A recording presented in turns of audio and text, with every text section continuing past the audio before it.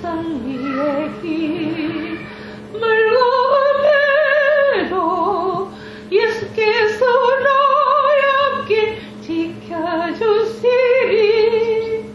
살아계신 주 나의 참된 소망 걱정 근심 찬양해. 사랑의 주 내 갈 길 인도하리. 내 모든 삶의 기쁨 늘 충만하네. 내 몸에 피가 다 빠져도 한국의 청년들이 예수 그리스도를 믿고 성결하게 살아서 교도소가 비게 된다면 기쁘게 죽겠습니다라고 매일 기도했던 참 신앙인. 오직 하나님의 영광을 위해 순교 신앙으로 한평생을 산 여기옥 권사. 대기업 총수의 부인, 영락교회 권사, 대한기독교 여자절제회 대표, 대성그룹 명예회장 등 그녀의 귀한 직분 뒤에는 그리스도를 향한 사랑의 실천이 있었다. 여기옥 권사의 삶을 통해 그 위대한 사랑을 만나보자.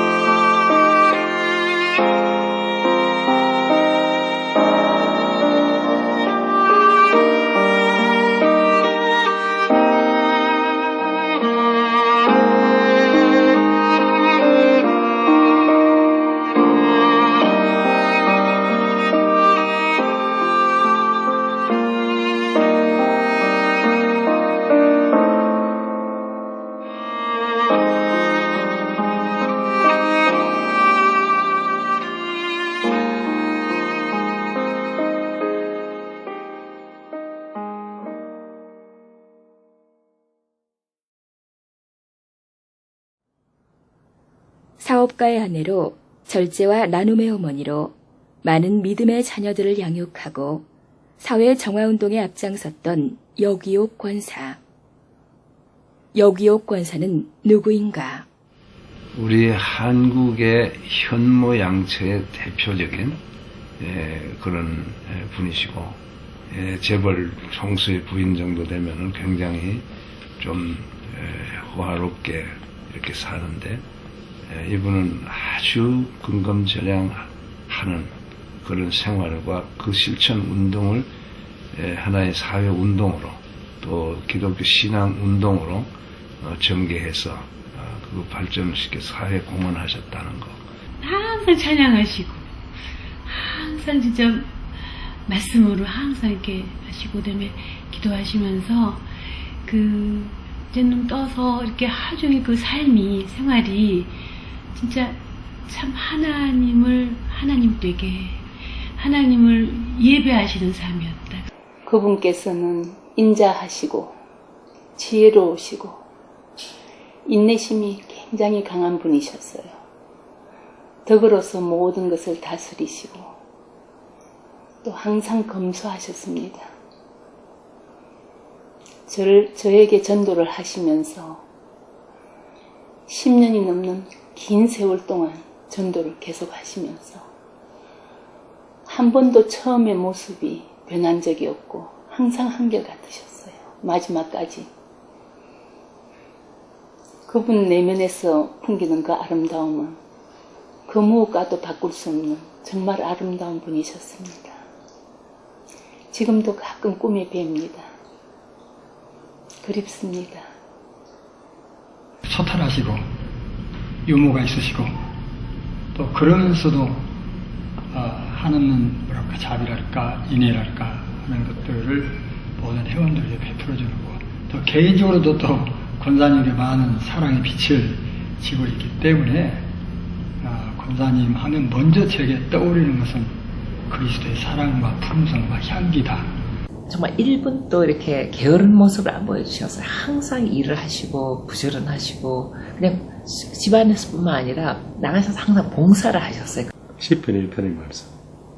복 있는 사람은 악인의 길을 쫓지 않고 죄인의 길에 서지 않고 오만한 자의 자리에 앉지 않고 오직 여호와의 율법을 즐거워해 그 율법을 주야로 묵상하는 자. 그 말씀 너무나 정확해. 어머니 한 번도 악인의 길을 쫓아 살아가시는 걸 본 적이 없어요. 항상 선하신 지혜를 따라서 정말 하나님의 지혜를 따라서 하시고 죄인의 길에 서시는 걸 본 적이 없어요. 알면서 죄를 짓고 죄를 통해서 뭘 이루어보겠다. 한 번도 그런 하지도 않으시고 생각도 안 하시고 또 그런 걸 용납도 안 하시고 항상 겸손하셨어요.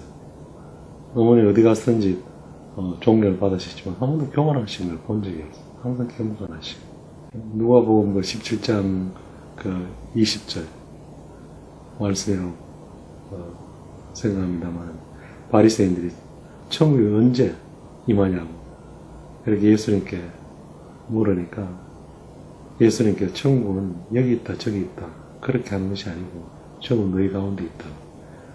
근데 그 말씀을 보통 사람들은 천국이 너희 가운데 있다 너희 가운데 천국 이런 쪽에 그걸 해석하려고 다들 이 구절에 대해서 크게 관심을 많이 갖는데 나는 뒤에 있다는 말에서 그게 나 중요하다고 생각해요.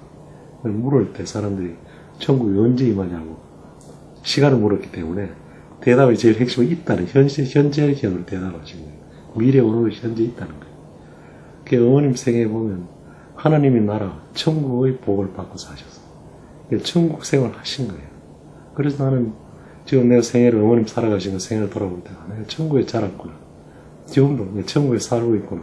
그게 너무 감사해요. 또 그걸 깨닫게 해주신 분이 바로 어머니. 내가 살고 있는 삶이 영생이고 내가 천국 안에 살고 있다는 거. 내가 천국에 살고 있다는 거. 그걸 깨닫게 해주신 분이 어머니. 그 어머니 보면 그 일제시대, 신사참배, 그 대동아 전쟁, 6.25, 4.19 얼마나 역사에 그걸 많이 겪으셨어요. 또 어머님 시집 오실 때 이 가정이 대구 제일 가난한 가정 중에 하나예요. 거기에 대구 제일 부유한 가정의 따님이 시집을 와가지고 감사하면서 그 기적 같은 사람이에요. 감사, 기뻐, 기도하면서 항상 기뻐하시고 항상 감사하시고 쉬지 않고 기도하시고 그 가운데 복을 받으시고.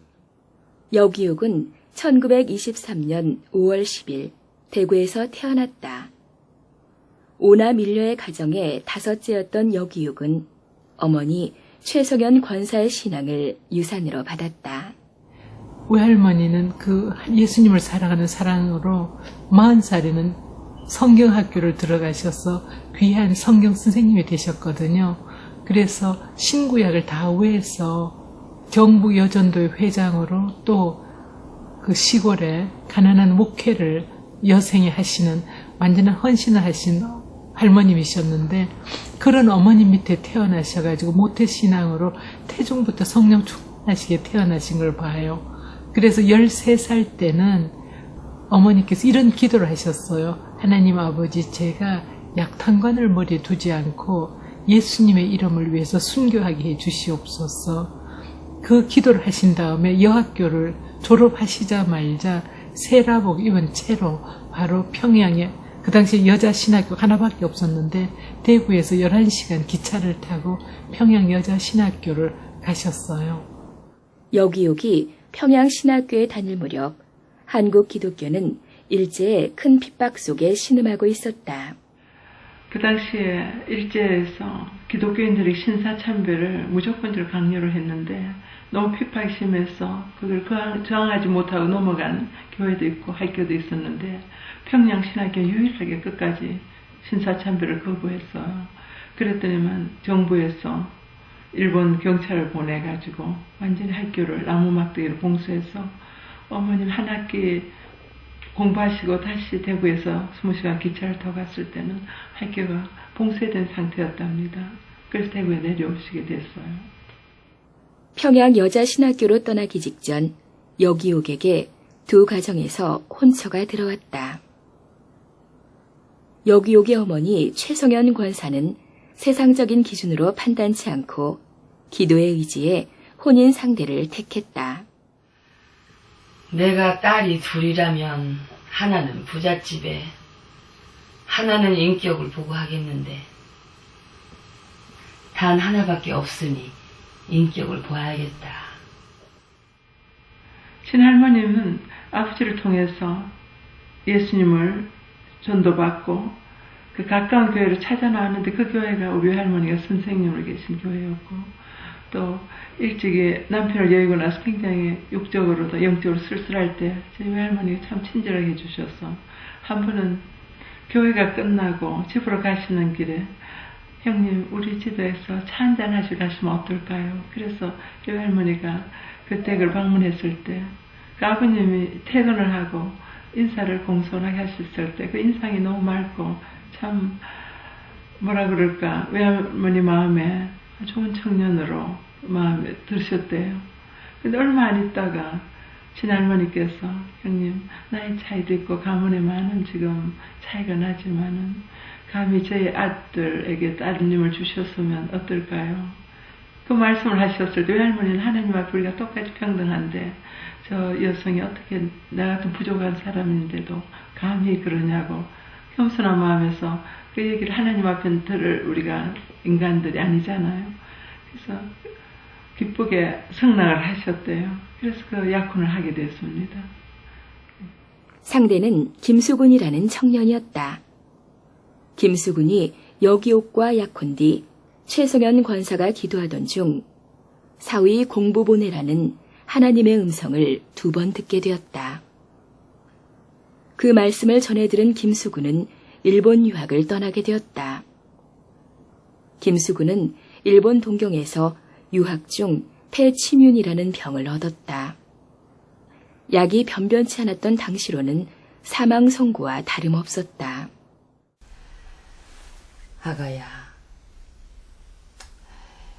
우리가 하나님 앞에서 하나 언약인데 몸이 약하다고 어찌 거절할 수 있겠니? 가서 아들 하나만 낳아라. 그러면 넌 이 세상에서 난 보람이 있을 거야. 응? 네, 어머니. 그래. 너무 못 먹고 공부를 하다가 보니까 폐침륜이 당해서 외동딸, 오남 일녀의 외동딸을 가정해 주기는 참 충격적이었대요. 앞산이 캄캄하게 내려앉는 것 같은 그런 기분이었지만은 하나님 앞에 약속을 했고 또 그 가문 전체를 전도하기 위해서 우리 딸이 이 약속을 지키고 가야 되겠다 싶어서 그 딸을 보내기로 결심하셨답니다.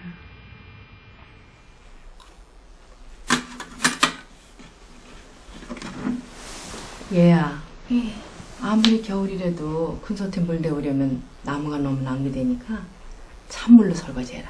네. 남편은 건강을 되찾았으나 여기옥의 신혼생활은 매우 고된 삶의 연속이었다. 시댁은 가난했고 시어머니의 신앙심은 어린아이 수준이었다.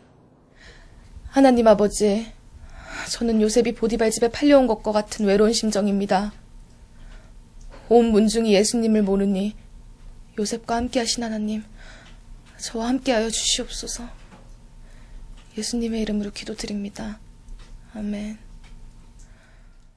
저희 친할머니가 아무래도 이제 홀로 사시면서 너무 이제 바느질을 애들 키우면서 애를 쓰셔가지고 신장염에 걸리신 거예요. 신장염이 그 심하면 얼굴도 붓고 또 나중에 대소변을 가리기도 힘들었어요. 어머님 결혼하고 오셔가지고 그 어머니를 너무 기쁘게 해드리는데 이제 마지막 돌아가시 전에 한 1년여간은 대소변을 직접 받아내셨는데 옛날 집에 그 밖에 샘물 우물가에서 그 빨래를 빨아야 되는 그 깡추인데도 하도 기쁘게 갖고 나가셔서 매일 빨아가지고 들어오니까 친할머니께서 얘가 내 앞에서만 일어나 한번 문풍지를 이렇게 뚫고서 밖을 내다보셨는데 방 안에서의 표정과 그 우물가에서 빨래 빨 때 표정이 하나도 다르지가 않더래요. 찬양을 하면서 빠지는 걸 보고 저 아가가 참 복받겠다. 저렇게 지극정성으로 기쁘게 나를 섬기고 또 예수를 잘 믿으니까 그 친할머님 입으로 그렇게 축복을 하셨대요. 네. 아가야, 내가 예전에는 건강했는데 예수 믿고 이 병이 들었다. 예수 안 믿는 내 동서들은 다 건강하지 않니? 내가 죽어도 원역게 무당불로 굿을 한번 해다오.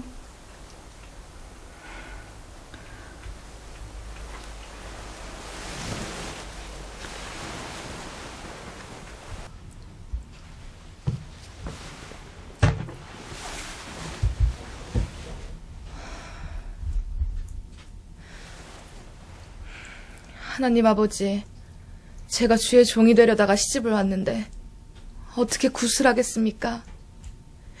이제 능력을 베푸셔서 우리 시어머님을 찾아온 마귀를 물리쳐 주시옵소서. 그리고 주님의 큰 영광을 보게 해 주시옵소서.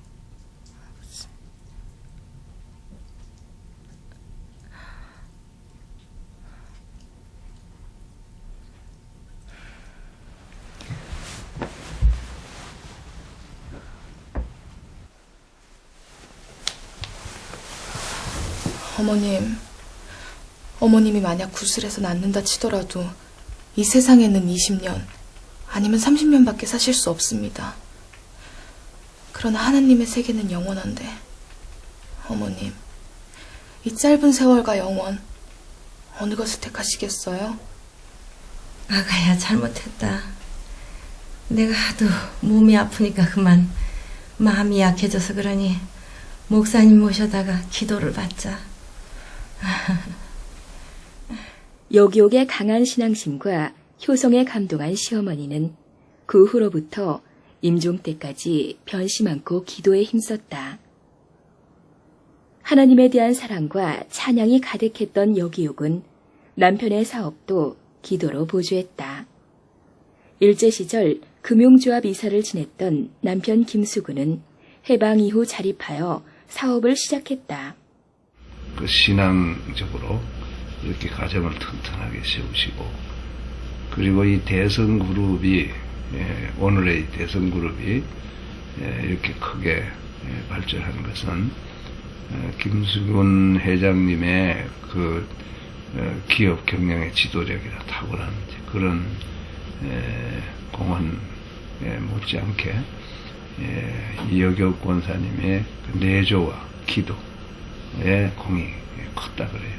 절대 아버님한테 집안일이나 본인 일을 말할 것도 없고 걱정스러움을 절대 안 하셨어요. 자녀 일이나. 아버님 지금은 편하게, 너무 편안하게 사시고 집에 오면 너무 행복하십니다. 항상 낮에 집에 와서 식사하시고 좀 주무시고 나가시고 항상 가정에 돌아와서 쉴 수 있다. 참 큰 좋은 내조 있다고 생각합니다. 그러니까 어머니 그 절대 평안 사시니까 그 평안 가운데서 사업을 하실 수 있도록 그게 제일 좋은 내조였다고 보고, 그 다음에 이제 아버님 사업을 하시다 보면 뭐 우리나라 그때 어릴 때 해방 직후에 얼마나 사회가 혼란스러웠어요. 그럴 때 어려움이 많았어요. 아버님이 어머님 자서전에 이렇게 잘 나와 있는데, 예를 들어서 아버님 거의 전 재산을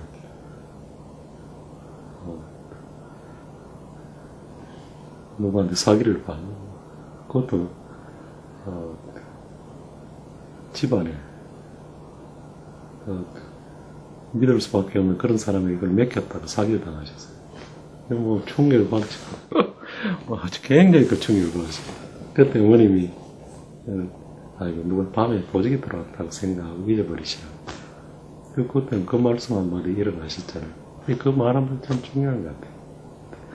이놈이 감히 이럴 수 있나 뭐 이렇게 하면 고모살 화병이 나가지고 돈도 없어요. 건강을 잃어버리래. 근데 어머니 한마디로 보직이 들어와서 가져오도록 걸 수 있다고 생각할 수 있잖아요. 그렇게 잊어버리셔가지고 잊어버려 지금 생각하면 아무것도 아니죠. 다시 일하셨다. 또 한 번은 그 당시는 사업이 없다 보니까 누가 뭐 진로 같은 이런 술 장사를 하라고 권유를 하시는 거예요. 그래서 어머니 마을 당장에 술장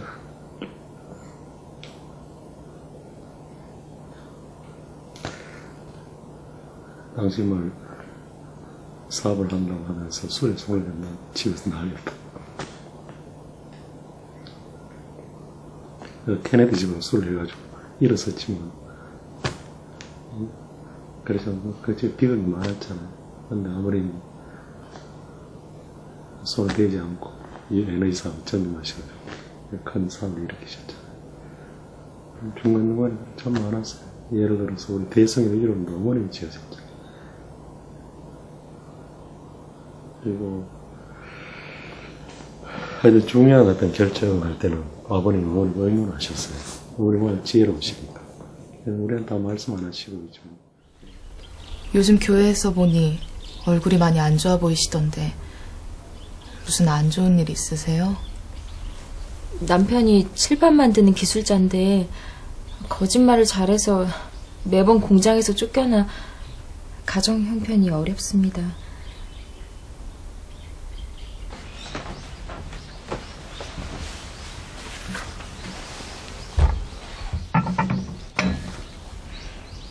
여보, 우리 교회에 공사 열심히 하는 그 젊은 부인 있잖아요. 왜? 그 집 바깥 양반이 칠판 만드는 기술자인데 일자리가 마땅치 않은가 봐요. 우리 칠판 공장 하나 차려서 그 집 도와주면 어떨까요? 그래?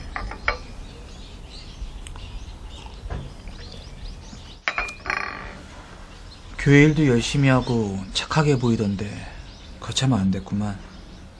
일단 내 사무실로 한번 와보라고 해요. 그 이야기를 들으신 어머님이 이제 집에 와서 또 그냥 어머님은 불쌍한 사람 그냥 못 봐주시니까 아버님한테 좀 데려다가 아버님 그때 이제 연탄을 만들어서 파시는 일인데 관계없지만 거기 남은 공간에 좀 칠판을 만들게 하지 않을까. 아버님은 뭐하러 그걸 칠판을 만들어 하느냐 아마 좀 역적내시로 쓰였겠죠. 근데 아마 두 분이 그럼 일단 불쌍하니까 도와주는 차원에서 뭐 칠판을 만들어서 어디 팔지도 모르면서 일단 오라 그래라. 그래서 아버님 남은 아마 공간에 일종의 창고에서 칠판을 만들게 하셨던 것 같아요. 그때 그러고 나서 한참 칠판 잔뜩 쌓아놓고 보니까 6.25가 탁 터져버린 거예요. 그래서 그때 이제 어머니 전 가족이 부산으로 피난을 가셨던 것 같아요. 그래서 이제 공장의 그 창고 앞에 다 이렇게 나무로 이제 못을 박아서 막아놓고 이제 일단 그리고 나서 이제 부산 피난을 가셨는데 다행히 이제 부산에서 다시 대구로 왔을 때 딴 데는 다 막 파괴가 되고 그랬는데 다행히 이 칠판 넣어놨던 그 창고는 잘 보존이 되었던 것 같아요. 근데 아마 그 와중에 민군이 들어와 있을 때 밥 해먹고 땔감이 없으니까 학교에 있는 모든 글상, 책상, 칠판을 다 뜯어서 땔감에서 모든 게 다 없어진 거예요. 그래서 나중에 이제 우리가 뭐라 그러나 수복되고 나서 학교가 다 이제 개강을 했는데 개학도 하고 근데 학교마다 칠판이 없는 거예요. 전국적으로. 그래서 문교부에서 공고가 나가지고 칠판을 파실 분을 구합니다. 우리 정부에 입찰하시길 바랍니다. 그래서 아버지 거의 제일 많은 칠판을 제일 많이 파시고 좋은 또 정정한 가격에 또 내놓으시니까 그래서 다 팔렸어요. 지극히 작은 절 한 명 도운 것이 아버님의 그 큰 대성 그룹을 일으키는 자금이 됐듯이 저희도 뭔가 하나님의 나라 일을 먼저 구하라고 그 작은 공의를 구하려고 했던 것이 결국은 너무나 큰 축복으로 돌아온다는 걸 또 하나의 좋은 해본 증거가 된 것 같아요. 아버님이 이제 무공탈 찍고 있는데 그때 곧 이승만 대통령께서도 그러고 박정희 대통령이 너무 우리나라의 그 6.25 뒤에 살림들이 다 훼손돼가지고 민둥산이 됐어요. 그래서 절대로 이제 더 이상은 나무 불목하지 마라. 국가적으로 그것을 법적으로 금했어요. 그러고 나니까 자연적으로 연탄에 모든 사람들이 오게 되고 연탄 수요가 기하급수적으로 늘게 됐어요. 우리는 준비된 상태에서 나라의 보유 바뀌었기 때문에 이제 문경과 강원도의 탄광에서 무궁무진하게 우리나라 탄을 가지고 와서 연탄을 만들어서 공급을 했죠. 믿는 자들은 한 걸음 한 걸음이 하나님의 계획 안에서 인도되기 때문에 우리는 사실은 모를 수 있죠. 그렇지만은 하나님께서 먼저 앞서가시고 동행하시고 호위하시기 때문에 열심히 이제 좋은 아이디어를 가지고 일을 했을 때 그것이 자연스럽게 국가 정책과 맞물려 들어간 거죠. 우리가 뭐 국가에서 연탄을 하시겠어 물어본 적. 사업에 성공한 김수근은 이후 연료 계통으로 그의 사업을 확장하여 프로판가스 공장, 석유 사업, 서울과 대구 도시가스 등을 인수하였다. 그렇게 세워진 대성그룹은 당시 한국 재계서열 10위권 안에 드는 어마어마한 기업으로 급성장했다. 대성그룹의 사업이 왕성하게 성장하고 있던 어느 날 밤, 여기옥의 집에 큰 도둑이 들었다. 내가 하나님 앞에 제사를 성주를 하려고 했는데 어떻게 이 안락한 가정부인이 되었습니까? 하고 마음에 늘 이문을 가지고 있는데 40년 전에 하룻밤에 주인이 광산에 가고 없을 때 도적이 들어왔어. 집에 물건을 다 가져갔어요. 그러는데 그 아침에 일어나서 우리 큰아들이 침착해서 어머니 손님이 왔습니다.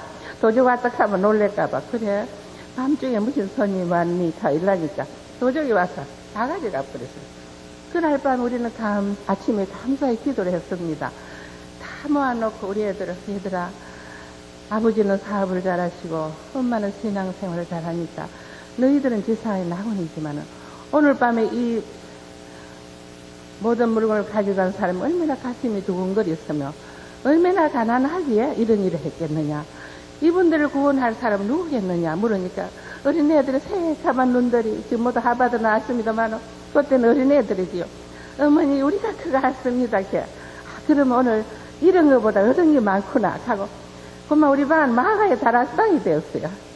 감사의 기도가 이제 쏟아지고 있는데 그 옆집에 박 집사님이라고 이분은 믿은 지가 한 7년밖에 안 되는데 자기 생명 감을 저를 사랑하는 부인이 하나 있어요. 이분이 우리 승모가 우리 집에 도저 왔다 소리를 듣고 이거 바가지 양치를 하다가 쫓아오셨어요. 바가지를 놓을 겨를도 없어 바가지 들고 오셨다가 얼마나 젊은 분이 그때 지가 30살밖에 안 됐으니까 이 많은 재물 잃어버렸어요. 얼마나 아깝겠나 하고 막 위로하러 왔는데 우리 방에는 마가의 다락방이 되어 있거든요. 그래 앉지도 마 서서 은혜를 같이 받았어요. 받고 나서 기도를 하고 나니까 바가지에 머리를 쓰고 막 춤을 췄어요. 교사님 뭐 하십니까? 나는 예수 믿어도 오늘까지 그 기쁜 날 처음 봤다고. 당신은 나는 울 줄 알고 위로하러 왔더니 어떻게 다 예쁘고 이렇게 감사하고 기도하느냐고. 그래 집사님 그때 저도 집사래요. 젊으니까 집사님 우리 집과 집사님 다 사장 부인인데 문을 꼭 닫고 자니까 이 불쌍한 사람들은 살 길이 없었어. 밤에 넘어와서 가져갑니다. 우리 주무이권 풀고 선한 일 합시다. 그래 그분을 참 바울과 바나바와 같이 기껏 40년 동안 같이 저는 대구에 회관을 사서 제일 먼저 다리 밑에 가서 그 아들이 지금은 우리나라 재정회장에서 그 하원을 먼저 다 해줘 갑니까? 그때는 6.25 직후라서 신발도 없이 국민학교만 저러면 12살 몸 다 내보냈다고. 고아가 하도 많으니까 감당할 수가 없어. 너는 가서 그런일 하더니 머리 붓든지 할 수 있다 그래 가거라. 그래서 전만 뛰고 국민학교 나오면 다 내보냈다고. 걔들이 다리 밑에 가서 낮에는 구두를 닦고 밤에는 도적질을 밖에 몰라요. 저거 뭐 배울 게 뭐 있습니까? 참 거리내 생활하고 있어. 걔들을 먼저 안았어요. 안고 그래 학교로 차려서 공부를 시키고 목사님 모시다 부흥회를 시키고 했더니 순진해서 어머니의 사랑을 그립다가 6.25 타품을 잃고 얼마나 감수성이 빠른지 회개하고 지금 사장이 된 나이였습니다. 그렇게 큰 은혜를 걔들한테 서로 나누고, 그래 제가 서울 올라오니까 서울에는 또 더 무섭더만요. 서울 역사에 널찍은 나이들이 전부 다 그 보따리고 가고 서울 오는 여성들이 전부 깡패에서 유곽으로 팔리고 있대요. 그 얼마나 알기 쑥습니까? 어정쩡한 좋은 아이들이 보따리에 들어와서 지금 모두 자기들 밥이라요. 깡패들의 밥이라. 그래 유곽에 팔아가 돈 더 버리고. 그 소식을 듣고 나니 얼마나 가슴이 아픈지. 하나님, 우리는 좋은 집에 사는데 이 아이들이 살 길이 없어 그렇습니다. 그래서 제가 서울역전에 172평을 사가지고 우시는 지하철 3층을 줬는데 그 안에서 얼마나 많은 생명들이 살아나갔는지 몰라요. 예, 그리고 그뿐 아니라 절제회는 1883년 프란시스 윌라드 여사에 의해 미국에서 시작되었다. 기독교 신앙을 바탕으로 금주 금연운동을 주도하고 여성의 참정권을 얻는데 큰 기여를 한 절제운동은 세계적으로 뻗어나갔다. 이러한 절제회가 대한민국에서 시작된 해는 여기옥 권사의 출생연도와 같은 1923년이었다. 여기옥 권사가 절제회에 가입하고 이러한 절제회를 이끌고 부흥시키기까지 많은 도전과 기적의 순간이 있었다. 우리나라는 아직 유교 사상이 강해서 여성들이 밖에서 직업을 갖는다거나 사회활동하기는 쉽지가 않아요. 대구 같은 데는 더 강했어요. 그런 것이. 그래서 아버님 아시면 아버님이 또 집에서 돈 다 벌어주는데 따뜻하게 먹고 있지 왜 나가느냐 혹시 걱정하실까봐 하지 말라고 그러시면 어머니가 하게 되면 불순종이 되니까 아버지한테 그냥 조용하게 계시다가 아버지가 출장 가시고 나면 나와서 사회활동을 하셨어요. 그러니까 생활비를 아껴서 하는 수밖에 없잖아요. 아버지한테 물질을 공급을 못 받으니까. 그래서 아버지가 주신 생활비 정말 집에 가용이라고 그러죠. 그것을 쪼개가지고 절제회관을 지어서 그 일을 하셨어요. 그러니까 어머님은 어떻게 보면 그 순교하시겠다는 약속을 벌써 이제 살면서 하시는 거죠. 산순교를. 대구에서 절제에서 주로 사업이 6.25 뒤에 피난한 그 어린 소년, 소녀들을 야학을 시켜서 말씀 안에서 바로 잡아주는 거. 그리고 이제 장학금 대주고. 그리고 교도소에 온 사람들 주말에 방문해 예배드리고 많은 양식을 나눠주면서 하나님 말씀을 돌아오게 하는 그런 일을 많이 했죠. 그리고 금주금년 마약 방지 사업을 했고. 대구에서 성공적으로 잘 되고 있을 때 굉장히 크게 부흥해서 수천 명이 모이고 그랬어요. 근데 서울에 이제 사업이 확대해서 아버지가 내가 16살 때 이화역으로 들어올 때 이사를 오게 됐어요. 서울 절제 전화가 왔더래요. 권사님 일을 하십니까? 무슨 일인데요? 은도도 박사님 어머니가 절제 이사로 계시다가 돌아가시고 나서 내가 죽고 나면 이 땅을 이제 세문안교 교회에 바친다. 절제회관을 자기 땅이었는데 그러고 돌아가시니까 몇 년 뒤에 은도도 박사님 어머니 요원이니까 이제 절제의 그 활동사를 잘 모르셔가지고 남자니까 세문안교에 그 땅을 기증을 했어요. 그래서 세문안교에서는 그 땅을 팔아 자기들 그 교육비 보태준다는 그런 의도가 있어가지고 절제회관에 있는 모든 것을 이제 스톱시키고 당신들은 방을 구해서 나가라고 그랬어요. 근데 절제 이사님들 회원들이 깜짝 놀란 거죠. 10년 가까이 이상 두선 그 회관을 어떻게 예고 없이 이렇게 클로즈하면서 나가라고 그러냐고 이제 굉장히 아우성 있고 너무 억울하다고 세문안교회하고 재판을 해야 되겠다고 그런 얘기를 하더래요. 그래서 어머님이 밤새 기도하셨대요. 어떻게 하나님의 일을 하는 사람이 교회하고 재판을 하느냐고 우리가 헌금도 해야 되는데 그래서 그렇지만 이제 그걸 어머니가 우리가 맡아서 이제 회관 땅 부지를 사고 회관을 짓작으로 너무나 엄청난 일이고 그 십자가를 져야 되니까 밤새 이렇게 영적 씨름을 하시다가 만약 내가 그만두면 그 예수님께 욕이 되잖아요. 교회하고 이제 잔치가 하니까 안 믿는 자들이 뒤에서 얼마나 예수님을 조롱할까. 그래서 어머니가 내가 그 얘기를 하니까 눈물이 나는데 이 십자가를 져야지 하나님께 영광이 된다. 그래서 그 밤에 어머님이 그 결심을 하셨대요. 나가셔서 여러분 우리가 누가 10년 동안 무료로 회관을 쓰게 해서 얼마나 고마웠냐고. 그것만으로 감사하지 왜 교회에 바치려고 그런 거를 우리가 재판하려고 그러지 말자. 이제부터 우리가 절약해가지고 정말 한 평을 주서 한 평, 두 평 그렇게 사가지고 하자고. 그 결심해서 교회를 그대로 돌려드렸어요. 그렇지만 땅값이 비싸고 그러니까 그 땅을 이제 사실 때 어머니께서 참 큰 고통을 겪으셨죠. 우리는 그 어머니 그 하실 동안에 정말 계란 하나를 입에 못 넣을 만큼 어머니가 집에 건박하게 사셨어요. 그 여성의 집을 주는 게 참 힘들잖아요. 왜냐하면 건축업자 돈을 달라고 주고 나면 중간에서 부정기관 사람 돈을 갖고 달아나 그 방수가 안 돼 막 지하실에 물이 막 솟아오르고 그 사람들 집에 막 몰려와서 아버지한테 돈을 받으러 온다 그러니까 아버지가 모르게 일을 조용히 하셨는데 아버지가 하시면 또 걱정하실까봐 이정도의 고통을 겪은 거예요. 그러니까 절제하시면서 그 회관을 치우시면 이제 물질적인 절제는 물론이고 또 아버님이 출장 가실 때 그걸 하려면 또 시간적인 절제. 그래서 하시는 그 삶 자체 우리한테는 참 교과서였어요. 어떤 여성이 아버지 도움을 1푼도 정말 안 받고 그 회관을 대구 회관을 지어주시고 서울 회관을 지는 거 보면 기적인 거예요. 물질을 아끼시면서 우리 생일 같은 걸 얘들아 우리는 매일 생일이다. 우리 해피 버스데이 뭐 부르면서 케이크 그런 거 하지 말고 오늘 기도하자. 미역국 한 그릇 해주시고 생일 선물을 우리 하나님께 바친다. 아버지가 용돈 주시 우리가 드리고 또 바치고 어머님 뭐 생신 때 며느리도 우리가 해가는 거나 환갑 때 고이 때 모두 다 바치세요. 그러니까 그 일이 이제 계속 진행이 되는데 어머님 삶은 너무 기쁘시니까 세상적으로 이렇게 뭐 꾸미는 건 별로 관심이 없으셨어요. 언제 피부 고우셔가지고 그 분노를 바르는 대신에 갈분가루, 감자 전분이나 옥수수 전분을 이쁜 통에 넣어놓고 바르시면 땀들은 냄새가 좋다 그러고 무슨 분이냐 물으셨어요.